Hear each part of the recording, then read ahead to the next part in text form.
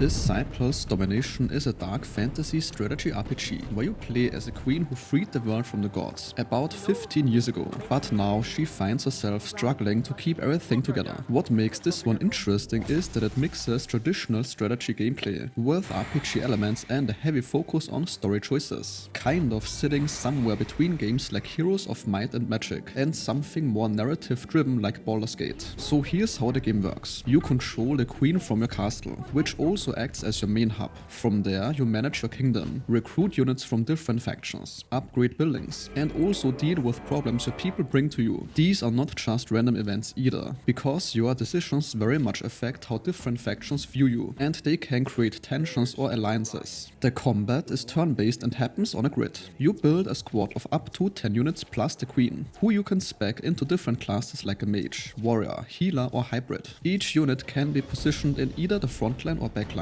The frontline units fight directly and can be targeted, while backline units act automatically and cannot be killed. If all your frontline units die, then you lose. It's a different approach than most strategy games use, and you have to think about unit positioning and synergies between the different faction abilities. Now, the queen herself has skill trees, can learn spells from different schools of magic, and also levels up as you progress. You equip her with items and choose which abilities to unlock. The game has 5 factions you can recruit from: mountain clans, which are basically dwarves, elves, undead, demons, and the empire. Each faction has unique units that can be upgraded through multiple tiers as they gain experience. The world exploration happens in real time on a map. You move around, discover new areas, find quests, talk to NPCs, and then trigger combat encounters. There are waypoints you can fast travel between, healing fountains to restore your troops, and a plethora of resources to collect. The main story involves investigating a corruption spreading through the land called Tainted while dealing with this religious cult called the Rebirth and trying to locate something called the Source. You also recruit companions who join your journey. They help in combat and have special abilities you can use while exploring. Now, this game does throw a lot at you. There's the combat system, the castle management, the throne room decisions, spell learning, equipment crafting, multiple quest types, faction reputation, and the companion management. It's clearly trying to combine elements from different game types. It feels like a strange but still somewhat functioning mix of several games at once. It has the strategic unit building of Disciples, the dialogue choices and companion system of RPGs, and then the kingdom management of grand strategy games. The presentation has full voice acting for the main characters and a narrator who describes what's happening. This is extremely commendable. It definitely helps with immersion. So overall, Disciples Domination seems to be going for a more story-focused take on the strategy RPG formula, where your choices matter and the narrative drives you forward. And this sentence concludes today's video. If your time was respected, a like or comment is very much appreciated.